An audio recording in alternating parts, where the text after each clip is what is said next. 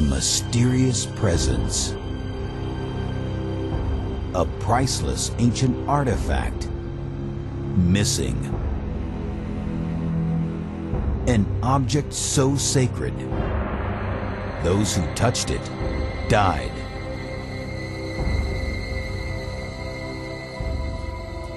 Today, some are looking for it.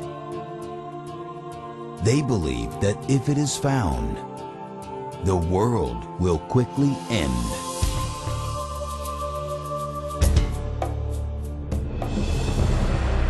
The presence.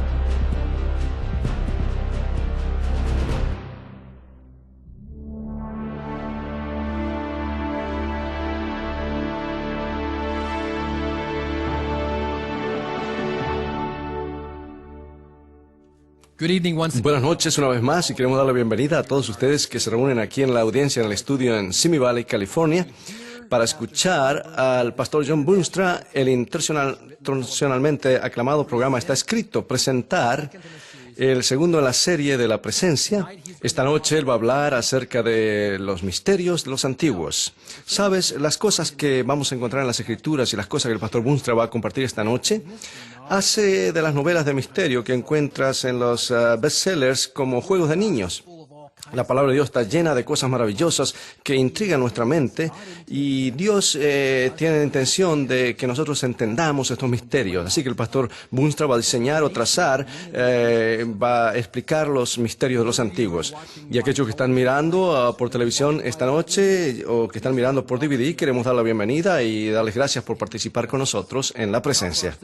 Ahora a nuestra audiencia en el estudio aquí en California, por favor demos la bienvenida al pastor John Boonstra.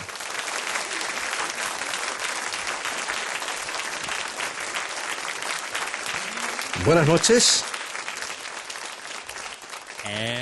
y bienvenidos otra vez a la presencia. Estoy feliz que ustedes están aquí para nuestra segunda reunión. Nuestro tema esta noche es, como Dan nos dijo, misterios de los antiguos. Ahora, antes de comenzar, porque mi presentación estará basada en la palabra de Dios, yo les invito a inclinar vuestros rostros para una palabra de oración. Padre Celestial, creemos en nuestro corazón que el libro que vamos a abrir no es como otros libros que encontramos en las librerías.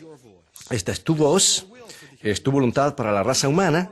Esta es tus buenas nuevas para nosotros hoy. Así que pedimos que tú abras nuestros corazones y mentes y sobre todo que podamos verte y escucharte guiando nuestras vidas. Lo pedimos en el nombre de Jesús. Amén. Cuando el Código Da Vinci llegó a las librerías hace un par de años y también a los teatros, muchas personas se molestaron. ¿Por qué? Porque Dan Brown se atrevió a sugerir que lo que sabemos acerca de Jesucristo de Nazaret a través de los últimos 2000 años es en realidad un error. Dan Brown nos dice en su libro, por ejemplo, que Jesús se casó con María Magdalena y que juntos tuvieron un hijo, y que hoy hay personas que reclaman ser directamente descendientes de Jesucristo. Es más, Dan Brown nos dice que Jesús no es considerado divino, no es Dios, no fue considerado hasta unos cientos de años después del concilio de Nicea en el 325, que lo declaró a él como Dios. Ahora se imaginan por qué los cristianos se empezaron a molestar por esto.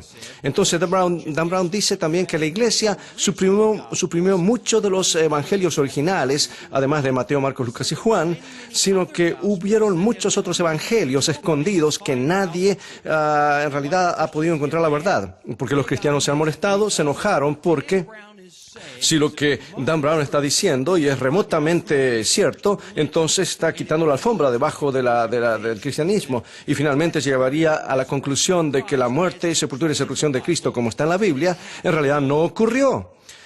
Ahora, ¿de dónde sacó esa evidencia Dan Brown para esta teoría? La encontró en un grupo de escritos llamados los evangelios gnósticos. Los gnósticos eran una secta antigua de personas que tenían extrañas creencias. y escribieron algunos libros como 100 años después que el Nuevo Testamento había sido escrito. Y estos libros fueron descubiertos en los desiertos de Egipto, en Nag Hammadi, en los años 1970.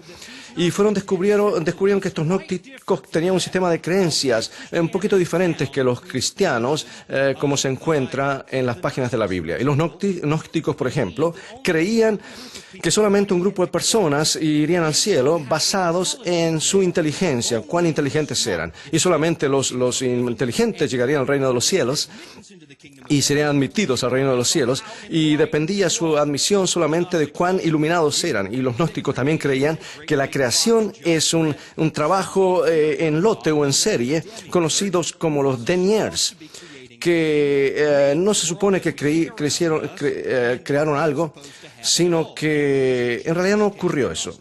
Y Jesús, de acuerdo a los gnósticos, Jesús vino para decirnos qué es lo que ocurrió entonces y darnos una pista de iluminación para despertar nuestra mente.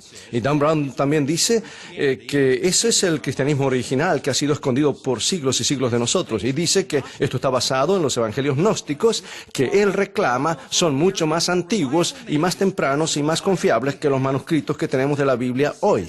Él dice que los evangelios gnósticos, presentan una versión más temprana y más antigua que los evangelios del Nuevo Testamento. Ahora, históricamente hablando, sabemos que lo que dice Dan Brown es realmente una cantidad de tonterías. Y sabemos que es una cantidad de tonterías porque los historiadores seculares se alejaron tanto como pudieron de Dan Brown, y aún los historiadores seculares y ateístas quedaron avergonzados porque él dijo, porque no hay ninguna hebra de verdad en el Código Da Vinci. Ahora, habiendo dicho esto, déjeme hacerte una pregunta. ¿Es cierto que hay secretos antiguos o historia secreta? Sí lo hay. Hay algo que mucha gente no habla acerca de esto, algo que no muchos nos muestran hoy. Hay en la historia antigua más secretos antiguos que los que se encuentran en los evangelios gnósticos y en la sección allí de Egipto. Y los antiguos secretos son más tempranos o más antiguos que los evangelios gnósticos y empiezan a revelar un cuadro del cristianismo. Ahora, antes que yo les muestre esto, vamos a repasar rápidamente lo que vimos en la última reunión, cuando estudiamos el Arca del Pacto. Rápidamente vamos a través de lo que ya vimos. En nuestra última reunión descubrimos que el Arca del Pacto era el objeto más sagrado de la religión judía. Y también descubrimos que fue hecho de una caja de madera cubierta de oro, excepto la tapa, que era puro oro puro. ¿Y cómo era el nombre de la tapa, la cubierta? El asiento de misericordia o el propiciatorio. Y descubrimos también que la presencia de Dios se manifestaba entre los querubines encima del Arca del Pacto, dentro del lugar santísimo del tabernáculo. También descubrimos que Moisés y los israelitas construyeron un arca de acuerdo al modelo celestial. Se le mostró un modelo sobre el cual debía construir, y Dios le dijo, quiero que hagas un arca y quiero que parezca exactamente a esto. Y estudiamos ese modelo y descubrimos que Moisés construyó el arca en base a un modelo del trono de Dios en el cielo. En realidad era un modelo a escala del trono de Dios del santuario celestial. Y también descubrimos que los 10 mandamientos estaban dentro del arca y que estaban cubiertos por el propiciatorio. Y eso nos dice algo acerca de cómo es Dios. Y Dios nos dice que Él sigue una ley y es un Dios justo, pero siempre tiene a las personas como responsables. Es por eso que están allí la ley moral y los 10 mandamientos dentro de su trono. Pero también nos dice que debido a que su ley está cubierta por el propiciatorio, que Dios, en adición en ser justo, es totalmente misericordioso. Y aunque hemos quebrantado su ley, Él provee un camino para que nosotros regresemos al reino de los cielos, de regreso a su presencia. Ahora, esta noche hay algo más que estudiaremos que lo que estudiamos anoche. Y quiero enseñarles algo esta noche que aparentemente Dan Brown y el Código Da Vinci han perdido o han pasado por alto. Es el antiguo campamento de Israel. El Arca del Pacto estaba localizada en el corazón mismo del campamento, en el centro mismo. Las tribus, 12 de ellas, acampaban alrededor del santuario. Y dentro de esta carpa, dentro de este tabernáculo, de atrás, en el compartimento más sagrado, en el lugar santísimo, está el Arca del Pacto. Era el centro focal, era el centro alrededor del cual todo ocurría. La presencia de Dios encima del arca era el mismo centro de la nación israelita. La presencia de Dios estaba tan íntimamente cercana al pueblo de Israel que la Biblia describe la presencia de Dios entre ellos en una forma tan inusual que se encuentra en el libro de Levíticos, capítulo 26. Y escucha lo que dice Dios, comenzando en versículo 11. Y dice: y pondré mi morada en medio de vosotros, y mi alma no os abominará. Hemos sido cortados de la presencia de Dios por nuestros pecados, pero Dios dice: yo no te he olvidado, yo no te odio, yo no te quiero dejar de lado. Yo he puesto mi tabernáculo entre vosotros, y yo voy a caminar entre vosotros, y seré vuestro Dios, y vosotros seréis mi pueblo. La presencia de Dios estaba tan íntimamente ligada a Israel que la Biblia en realidad describe a Dios como caminando entre su pueblo. Ahora, vimos que el Señor en realidad literalmente caminaba entre las carpas de Israel porque su presencia hubiese matado a cada pecador que a su paso, sino que Él elige describirse como caminando entre su pueblo, el que mora entre nosotros. Él desea tanto no estar detrás del velo, no estar dentro del tabernáculo, sino afuera contigo y conmigo. Y aun cuando nos rebelamos contra Dios y dimos la espalda a Él y nos alejamos de Él, Él dice: yo no quiero estar aquí encerrado, yo quiero, lo puso allí para nuestra protección, yo quiero estar fuera, yo quiero estar allí caminando contigo. Ahora, déjame hacerte una pregunta. ¿Cuál miembro de la Trinidad estaba allí con la nación de Israel? En el cristianismo sabemos que está Dios el Padre, Dios el Hijo y Dios el Espíritu Santo. ¿Y quién es que está viajando con Israel, que estaba viajando Israel con la nube y llevaba su presencia al lugar santísimo y que desea caminar con nosotros entre las carpas, entre el campamento de Israel? ¿Quién es? Bueno, es una buena prueba. Vamos a probarlo por la Biblia. ¿Quieres ver la prueba? Bueno, este lado parece que quiere ver la prueba. Este lado parece que no le importa si queremos probarlos o no. ¿Quieren ver la prueba, sí o no? Muy bien, vamos, aquí vamos.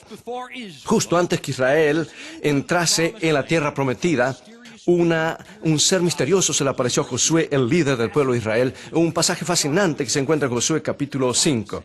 La Biblia dice que Josué estaba en Jericó y alzó sus ojos y vio un varón que estaba delante de él, el cual tenía una espada desenvainada en su mano. Y Josué, yendo hacia él, le dijo: ¿eres de los nuestros o de nuestros enemigos? ¿Ves? Él le dijo: no, más como príncipe del ejército de Jehová he venido ahora. Presta atención cuidadosamente. Josué cayó, dice, postrándose su rostro. ¿Qué hizo? Le adoró y le dijo: ¿qué dice mi señor a su siervo? Y el príncipe del ejército de Jehová respondió a Josué: quita el calzado de tus pies, porque el lugar donde estás es santo. Y Josué así lo hizo. Ahora, ¿quién es este que aparece a Josué? Ahora, piensa en esto. No puede ser un ángel porque, como vimos hace un momento, cuando Josué lo vio, él se postró y adoró. Si hubiese sido un ángel, se le hubiese dicho: levántate, como lo sé, porque el libro de Apocalipsis, algunos de ustedes lo han visto, en Apocalipsis 19:10, nos dice que cuando Juan se postró para adorar a un ángel, el ángel se horrorizó y le dijo: Juan, levántate, tú no se supone que adores a un ángel, yo soy un ser creado como tú. El ángel no aceptó la adoración. Y ahora Josué ve y acepta, ve la adoración. Y ahora se le dijo: quítate tu calzado, tú estás en terreno sagrado. Y eso en realidad hace sonar una campana para muchas personas, porque hay otra historia que nos habla de antes, al comienzo de la jornada de Israel, de Egipto a la tierra prometida. Y al comenzar esa jornada, justo antes, Moisés vio en el desierto una zarza ardiente. Son buenos estudiantes bíblicos. Éxodo 3:5 nos dice: y dijo: no te acerques, quita tu calzado de tus pies, porque el lugar en que tú estás, tierra santa es. Es más, le dijo a Moisés, le dijo: yo soy el Dios de vuestros padres, el Dios de Isaac, el Dios de Jacob. Y Moisés escondió su rostro porque tenía temor de Dios. Ahora, ¿quién estaba en la zarza ardiente? Es Dios. Moisés entonces preguntó: ¿quién eres? Y si lees el mismo capítulo, en el versículo 3 de Éxodo, versículo 14, Dios respondió, dijo: yo soy el que soy. Dios se describe a sí mismo como el yo soy. el que existe, no tiene comienzo, no tiene fin en el tiempo. Él es el gran yo soy, el Dios de Abraham, el Dios de Isaac y Jacob. Ahora, cientos de años pasaron y Jesús vino a la tierra y estuvo caminando entre su pueblo y dijo algo interesante a los líderes de Israel. Y les dijo en el Evangelio de acuerdo a San Juan, capítulo 8, versículo 58. Jesús, hablando a los líderes de Israel, les dijo: de cierto os digo, antes que Abraham fuese, yo soy. Y dice que tomaron piedras para apedrearlo. ¿Por qué alguien quería apedrear a Jesús? Porque Él dijo, yo soy. Él les dijo, yo soy el que estuve en la zarza ardiente con Moisés. Yo estuve con el pueblo de Israel en el desierto. Yo soy el Dios que se le apareció a Israel en el pasado. De hecho, yo creo que está en 1 Corintios capítulo 10, versículo 4. Pablo dice que era Cristo que los israelitas seguían, o que él seguía en el desierto, y quisieron apedrearlo porque pensaron que cometió una blasfemia. Porque se declaró a sí mismo el Dios viviente, el creador de los cielos y la tierra. Jesús le dijo, yo soy Dios, y lo dijo en una declaración que precede a todos los evangelios gnósticos por más de 100 años. Incidentemente en el desierto con Moisés, ahí lo dijo allí en el desierto a Josué, y lo dijo cientos y cientos y cientos de años antes que haya un gnóstico en la tierra. La iglesia no inventó el hecho de que Jesús era Dios, o es Dios. Jesús le dijo al mundo que Él era Dios, y cuando Él vino. Y Él es el que guió a Israel a través del desierto. La presencia con Israel es Jesucristo antes que Él haya nacido como ser humano aquí en la tierra. Ahora, aparentemente, Dan Brown perdió de vista algo. Los documentos más antiguos, los documentos que se encuentran en el Antiguo Testamento, que describen a Jesucristo como la misma presencia de Dios. Pero hay algo más. Hay un cuadro mayor. Ya hemos visto que el arca es un modelo del trono de Dios en el cielo. Y hemos visto también que nos enseña el deseo de Dios de estar con su pueblo. Y Él pone su presencia, coloca su presencia en el medio del campamento de Israel. Pero también nos enseña que es el plan de Dios tomar a los israelitas y llevarlos dentro del templo a su presencia. Y también nos muestra el plan de Dios de remover o quitar el velo para estar directamente con su pueblo sin ninguna barrera entre medio. Ahora, demos un vistazo al tabernáculo del Antiguo Testamento, el lugar donde guardaban el arca, en el lugar santísimo. El tabernáculo tenía dos cuartos, dos salas, el más grande, el lugar santo, y el lugar santísimo, el que estaba más adentro. Y estaban allí en un atrio, y en el atrio había varios muebles también en el lugar santo, en el primer cuarto, compartimento, y el arca del pacto en el lugar santísimo, en el lugar más santo. Ahora recuerda que cuando Moisés construyó esto y los israelitas construyeron esto, lo construyeron de acuerdo a un plano, un diseño que le fue mostrado por Dios mismo. Y el plano o diseño del tabernáculo era el tabernáculo o el templo allá en la corte celestial, en las cortes del cielo. Y lo estudiamos esto ayer. Y todo esto es una copia de algo que existe en el cielo. Y como lo estudiaste, al estudiarlo, descubres también que absolutamente todo aquí dice algo muy importante acerca de cómo es Dios y quién es la persona histórica de Jesucristo, o fue la persona histórica de Jesucristo. Esta noche vamos a hacer un viaje, o a hacer un tour a través del santuario, ¿verdad? Y ver los diferentes componentes para ver y aprender acerca del carácter de Dios y la persona histórica de Jesucristo. La primera cosa que vas a encontrar allí en el atrio del tabernáculo es un muro que se estableció y se puso allí el muro alrededor. Esta área es el atrio. Diariamente los pecadores traían animales, generalmente corderos, y los traían dentro del atrio, y el pecador colocaba su mano sobre la cabeza del animal, y el original dice que se inclinaba o se apoyaba sobre el animal, y al hacerlo confesaba sus pecados. Entonces el pecador tenía que tomar un cuchillo y cortar la garganta y degollar al animal y matarlo. ¿Por qué? Porque la Biblia nos enseña que la paga del pecado es, ¿qué? Es muerte.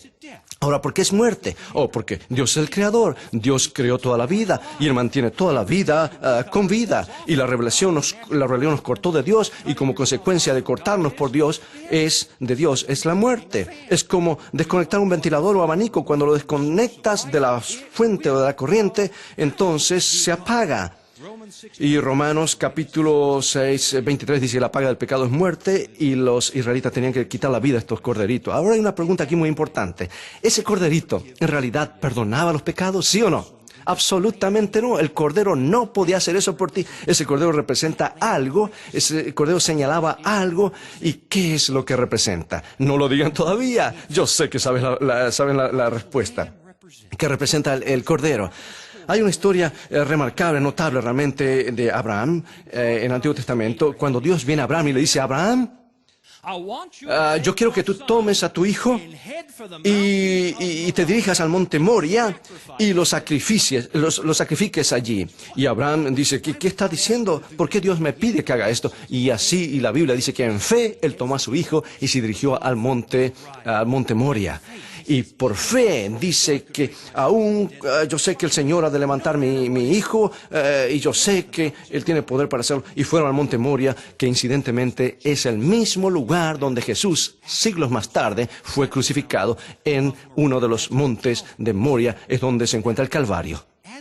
Ahora, al ir al monte Calvario, al monte Moria, ¿Qué vamos a hacer? Tenemos un sacrificio, vemos todo aquí, veo todo, hay madera, pero hay algo que realmente falta. Génesis 22. Entonces Isaac habló a Abraham, su padre, y le dijo, mira, he aquí el fuego y la leña, mas ¿dónde está el cordero para el holocausto? Y respondió Abraham, hijo, Dios proveerá el cordero para el holocausto, hijo mío.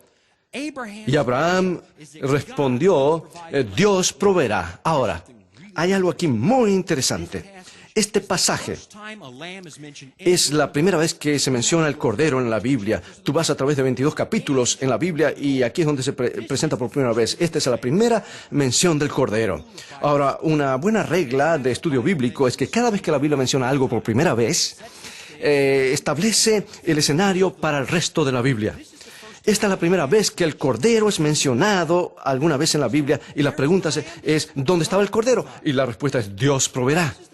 Ahora, esta es la primera vez que un cordero es mencionado en el Antiguo Testamento, pero hay una primera vez que el cordero es mencionado en el Nuevo Testamento y también tiende a ser muy importante. De hecho, la primera vez que un cordero es mencionado en el Nuevo Testamento responde la pregunta de Isaac, ¿dónde está el cordero? Y ocurre allí en San Juan, Juan el Bautista vio a Jesús y clamó en San Juan 1:29, dice la Biblia, que el siguiente día que Juan vio a Jesús que venía a él, le dijo, he aquí el Cordero de Dios que quita el pecado del mundo. No hay ninguna pregunta absolutamente acerca de que el Cordero del servicio del santuario representa a Jesucristo. Él es el Cordero de Dios y quita o toma el lugar del pecador. Tu pecado es puesto en Jesús. Y es por eso que Jesús aparece como un cordero en el libro de Apocalipsis. Apocalipsis capítulo 5, versículo 6 dice, y miré, y aquí en medio del trono, varias criaturas, y en medio de los ancianos estaba un cordero como inmolado. Hay pecado allí en el cielo. Está en el trono de Dios y un cordero allí como inmolado. Y eso señala al santuario, al arca del pacto, que estaba escondida detrás de la cortina, simbolizando el trono de Dios. Y allí, en la corte, en el atrio, un cordero era sacrificado que representaba a Jesucristo. Mil años antes de Cristo, que el cordero fue sacrificado, sabíamos que iba a venir un cordero que iba a morir por nuestros pecados. Miles de años de anticipación. Hay un cuadro exacto de lo que Jesús sería. Los críticos modernos pueden decir todo lo que quieran de que Jesús en realidad no murió y se levantó de la muerte, pero los antiguos sabían miles de años antes que esto ocurriera, porque Dios lo mostró a través del cordero del santuario. De hecho, la Biblia llama a Jesús en Apocalipsis capítulo 13:8 el cordero inmolado. ¿Desde cuándo? Desde la fundación del mundo. ¿Qué quiere decir esto? Dice que Dios estaba listo para nuestros pecados desde el mismo momento que nos creó. Piensa en esto. Dios te hizo, te formó con el poder de elección, de volverte en contra de Él. ¿Por qué Dios te hizo con esa elección de volverte en contra de Él? Es porque Él quiere una relación con la raza humana. Él quiere amarnos, quiere que nosotros le regresemos ese amor y podemos amar solamente con libertad de elección. Tú no puedes amar a alguien si no tienes la libertad de no amarle. Yo tengo una esposa, yo espero. Hemos estado casados por, bueno, ya me he olvidado, por unos 13 años. Y yo regreso al final del día y yo llego al hogar y estoy animado porque al final del día mi esposa está allí. ¿Sabe qué es lo que me anima? Porque ella está allí por su propia voluntad. Yo no tengo que encadenarla allí a la pared. Yo no tengo que encadenarla a la estufa o al lavarropa o al refrigerador. Ella me ama de libre voluntad. Yo pienso, ella me ama porque de otra manera no estaría aquí conmigo. Dios nos da la libertad de elección y quiere que la amemos de voluntad. Y el Padre y el Hijo vinieron y ellos dijeron, vamos a proveer una solución aún antes que el problema ocurra. Jesús es llamado el Cordero Inmolado desde el principio del mundo. Estuvo listo desde antes de la creación y aún por eso es que Dan Brown está equivocado. Muy bien, Dios nos hizo con una elección en caso de que pecásemos. Y Dan Brown decíamos que Jesús es un ser místico, antiguo, un filósofo y que enseñó buenas lecciones, pero los antiguos documentos nos dicen por adelantado que Jesús vino para morir por nuestros pecados. No puedes argumentar con algo que fue predicho por adelantado. Ahora vamos y avancemos al santuario. El corderito era sacrificado y era llevado al altar de sacrificio donde era ofrecido. Ahora, ¿por qué el corderito daba su vida? Es porque es un recuerdo de cuán serio es el pecado. Cuando tú ves a aquel animalito muriendo, siendo ofrecido allí en las llamas del altar, tú no puedes decir a ti mismo, oh, el pecado no es algo tan malo. Tú no puedes poner ninguna excusa. Cada pecado, pequeñito pecado, lleva a la muerte. Tú lo viste de primera fuente. Tú no puedes decir, oh, todo lo que hice fue tomar una pequeña grampa de la oficina, o todo lo que hice fue tomar unos pequeños broches de papel de mi papelera allí de la... tú no puedes decir eso porque cada pecado conduce a la muerte. La paga del pecado es muerte. El altar de la ofrenda señala a alguien. El libro de Hebreos nos dice, en Hebreos capítulo 9, versículo 26, Jesús, apareció para eliminar los pecados del mundo. Y cuando Jesús se sacrificó a sí mismo, fue allí en la cruz del Calvario. La cruz fue algo más que un instrumento de tortura. La cruz fue el altar del santuario celestial. Es por eso que el altar en el antiguo santuario estaba fuera del templo. Estaba fuera del santuario en sí mismo, porque la cruz no está en el cielo, sino que estuvo aquí en la tierra. Ocurrió aquí en la tierra. Nosotros vivimos en el atrio del santuario. Cuando Jesús estuvo en la cruz, era el cordero sobre el altar. Y vamos a movernos más allá del altar. Y hay allí un gran lavacro o fuente. Este es conocido como el lugar donde se lavaban los sacerdotes. Estaba afuera del santuario. ¿Por qué tenían que lavarse antes de entrar al santuario? Porque, al igual que tú y yo, ellos eran pecadores. La Biblia nos dice esto. En 1 Corintios capítulo 6, versículo 9, dice que los sacerdotes tenían que entrar lavarse antes de entrar al santuario, porque igual tú y yo tenemos que ser lavados antes de entrar al cielo. 1 Corintios 6, 9. ¿No sabéis que los injustos no heredarán el reino de Dios? No erréis. No podemos entrar ante la presencia de Dios. Así que Jesús hizo por nosotros, y lo encuentras en este mismo pasaje, un poquito más adelante.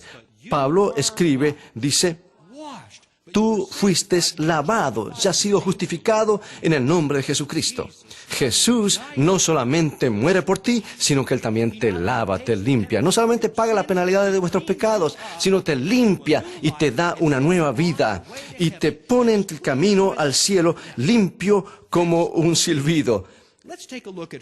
Ahora, vamos a ver quién se lavaba allí en el lavacro. Es el sacerdote. Ahora, el sacerdote, antes de entrar al lugar santo, se tenía que lavar en la fuente y luego iba dentro del tabernáculo llevando la sangre del sacrificio. Ahora, ¿quién es el sacerdote que simboliza esto? Correcto, tú puedes decirlo un poco más, con más fuerza. Es Jesús. Esto es fácil, la Biblia dice exactamente quién es el sumo sacerdote y quién es especialmente el sacerdote y el sumo sacerdote. Hebreos 4 dice, por tanto, teniendo un gran sumo sacerdote que traspasó los cielos, Jesús, el Hijo de Dios, retengamos nuestra profesión. Porque no tenemos un sumo sacerdote que no puede compadecerse de nuestras debilidades, sino uno que fue tentado en todo según nuestra semejanza, pero sin pecado. Acerquémonos pues confiadamente al trono de la gracia para alcanzar misericordia y hallar gracia para el oportuno socorro. Jesús no solamente el sacrificio, Jesús es el sacerdote que lleva la sangre dentro del santuario. Pero Jesús carga su propia sangre al santuario celestial y lo presenta allí ante el trono de Dios. La Biblia nos dice que estamos invitados a ir con Él, porque hemos sido limpiados y salvados por su sacrificio, y tenemos que ir a través de las cortinas, dentro del templo, a la presencia de Dios. Y es más, nos dice que Él entiende nuestra vida, y Él es el único que puede ayudarnos. Ahora, si tú estás luchando con soledad, Jesús lo entiende. Si tú estás luchando con abuso, Él fue abusado. Si estás luchando con dolor, Él sufrió el dolor. Si estás luchando con tentación, Jesús también pasó por la tentación y lo hizo todo, pasó por todo eso sin pecado. Y ahora en el santuario celestial Él te dice, ven al trono de la gracia, yo te ayudaré en el momento de necesidad. ¿Qué más? La Biblia dice en 1 Juan 2:1, si alguno hubiese pecado, abogado tenemos para con el Padre a Jesucristo el justo, y Él es la, ¿qué cosa?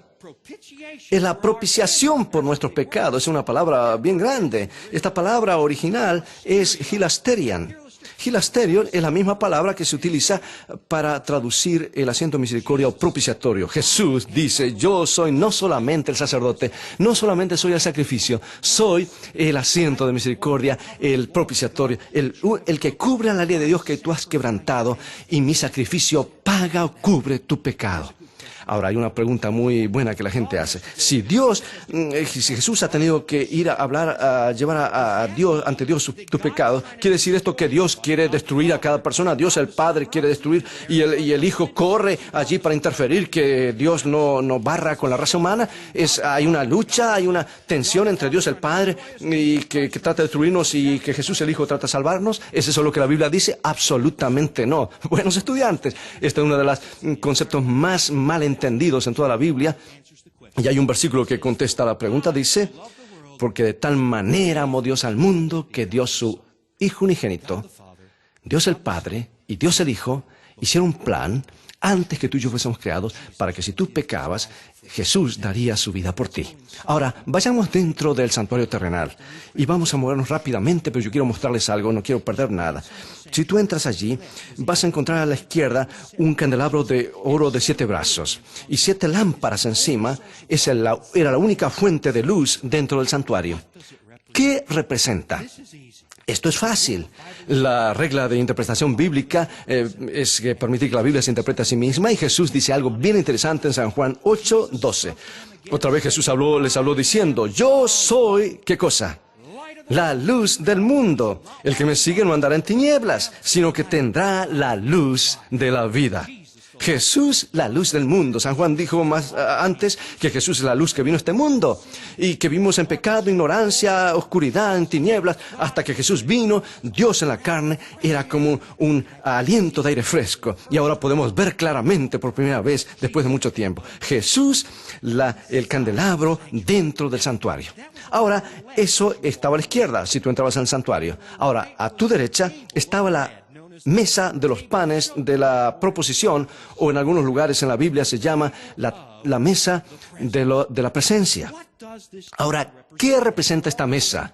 Que había 12 pedazos de pan, 12 panes. ¿Qué representa? Bueno, no tenemos que adivinar, porque Jesús nos dice claramente qué es lo que representa. San Juan 6:51, Jesús dice, yo soy, ¿qué cosa? Yo soy el pan vivo que descendió del cielo. Si alguno comiere de este pan, vivirá para siempre. Jesús dice, yo soy el pan. ¿Ves lo que está diciendo? El pan es una sustancia esencial. Casi cada cultura sobre la faz del planeta tiene pan de alguna manera, ya sea tortilla, ya sea pita, ya sea masa. Cada cultura ha tenido pan. Y Jesús dice, yo soy, no soy allí un adorno, una decoración espiritual. Yo soy la sustancia misma de tu alimento. El pan es tan esencial, llega a ser parte de nuestro lenguaje en español y en inglés. Viene de la de compañía, dice clones y panis, de latín, dice compañía. Llamamos a alguien que trae el pan, el que gana el pan. Y al que gana el dinero, decimos el que gana el pan. Es algo sin lo cual no puedes vivir. Jesús dice, no soy un plato secundario, no soy una orden allí secundaria. Yo soy el elemento que no puedes vivir sin mí. Nadie puede entrar al reino del cielo sin mí. Tú no puedes sobrevivir por tu propia cuenta. Tú me necesitas. Yo soy el pan de vida que vivirá para siempre. Y todo señala a Jesús. El sacrificio, el altar, el sacerdote, la fuente, el tabernáculo, el candelabro, los mesas, los panes de proposición, aún las cortinas, todo representa a Jesús. Ahora, de la izquierda está la lámpara, a la derecha el pan, la mesa, y en medio y justo antes de la cortina está el altar del incienso. ¿Qué representa? Permitamos que la Biblia explique claramente en Salmo 141, versículo 2. Suba mi oración delante de ti como el incienso. Tú sabes en la historia de Zacarías, en el libro de Lucas, capítulo 1, que el padre Juan el Bautista, Zacarías, estaba haciendo su trabajo y estaba quemando incienso, y la gente estaba fuera del templo orando. El incienso representa la oración. Y el libro de Apocalipsis nos dice en Apocalipsis 8, versículo 3, otro ángel entonces se paró en el altar, dice, con un incensario de oro, estaba frente al altar, y se le dio mucho incienso para añadirlo a las oraciones de todos los santos. Y sobre el altar de oro que estaba delante del trono. El sacerdote ofrecía una mezcla especial de incienso. La quemaba y el humo subía y pasaba por encima del velo al lugar santísimo, al trono de Dios. Es nuestra oración. ¿Por qué? Porque aún nuestras oraciones están contaminadas por el pecado. ¿Saben cómo es cuando oramos? La primera cosa que sale de nuestros labios es, Señor, necesito esto, necesito esto, necesito esto, necesito lo otro. Y cuando terminamos eso, decimos, todavía necesito esto y esto. Nuestras oraciones están contaminadas por el pecado y el egoísmo. Pero tan sinceramente como oramos, la Biblia dice, Jesús dice la Biblia, Jesús los mezcla con su justicia y una dulce aroma de incienso y llega al trono de Dios y Dios no ve nada equivocado con nosotros. El altar del incienso representa a Jesús mezclando sus oraciones con las nuestras. No, él se compadece, se preocupa profundamente por usted. Ahora, en el lugar santísimo, cuando entras detrás del velo, está el arca del pacto. Y es aquí donde Jesús presenta su sangre derramada por ti. El libro de Apocalipsis, una vez más, y dice, vi en la mano derecha del que estaba sentado en el trono un libro escrito por dentro y por fuera sellado con 7 sellos. Y vi un ángel fuerte que proclamaba a gran voz, ¿quién es digno de abrir el libro y desatar los sellos? Y ninguno, ni en el cielo, ni en la tierra, ni debajo de la tierra, podía abrir el libro, ni aún mirarlo. Así que yo lloré mucho, dice Juan, porque no se había hallado ninguno digno de abrir el libro. ¿Por qué no? Porque todos hemos pecado y estamos destituidos de la gloria de Dios, nos dice la Biblia, y ninguno. Pero uno de los ancianos me dijo, no llores, porque aquí el león de la tribu de Judá, la raíz de David, ha vencido para abrir el libro y desatar sus 7 sellos. Y miré y vi en medio del trono y de los 4 seres vivientes y en medio de los ancianos estaba en pie un cordero como inmolado. Jesús viene de afuera, entra al lugar santísimo. Y porque Él dio su vida por ti, y porque Él derramó su sangre por ti, tú ahora tienes el derecho de estar ante la misma presencia de Dios. La cruz nos dice, que el santuario nos dice, que nosotros no tenemos que ir solos. El Hijo de Dios sin pecado, su sangre cubre tus pecados y te mueve de regreso a la presencia de Dios. Y sabiendo eso, ¿qué razón alguien puede tener para no aceptar su perdón? La única razón que tenemos es no creer que esto sea cierto. Guillermo tenía 5 años.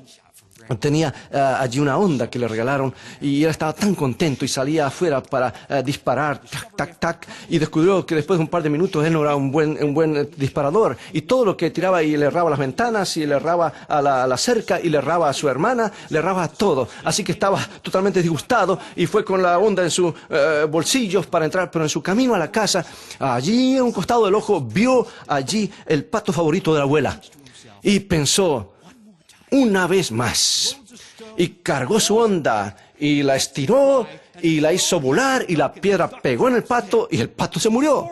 Y estaba horrorizado, así que salió corriendo y tomó el pato y lo escondió debajo de una pila de leña. Y alguno pensó, nadie vio mi pecado, y se dio vuelta y allí estaba su hermanita Sally. Ella vio todo y no dijo ni una palabra, así que ella entró tranquila, sin decir una palabra, y lo siguió, y él estaba esperando lo peor, se sentó para la cena y esperó que ella dijese algo, pero ella no dijo. Pero al final de la cena, la abuelita dijo, Sally, yo quiero que tú hoy me ayudes a limpiar los platos.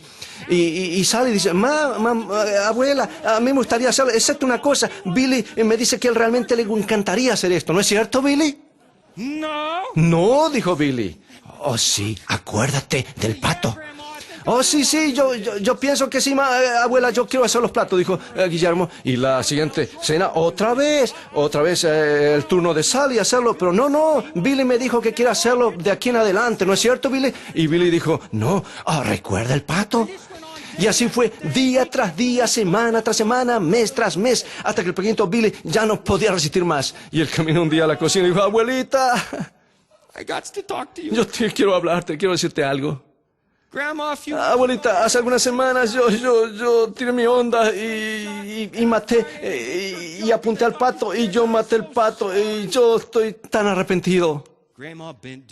Y la abuelita se inclinó y le dio uno de esos abrazos que solamente las abuelas pueden dar. Y le dijo, está bien, Guillermo, yo vi todo por la ventana de la cocina. Y porque te amo, yo te perdono. Lo único que me pregunto es, ¿por qué permitiste que tu hermana te esclavizara por tanto tiempo? Jesús te dice, ¿por qué no vienes conmigo al santuario? Mi sangre te cubre. Yo vi todo lo que pasaste. Yo di mi vida por ti aún antes de haber creado el mundo. Yo hice esta decisión. Mi vida te pertenece a ti, dice Jesús. ¿Qué te impide venir? Yo lo vi todo. Y yo me pregunto, ¿cuánto tiempo tú vas a permitir que el diablo siga esclavizándote cuando tú puedes entrar directamente a la presencia de Dios?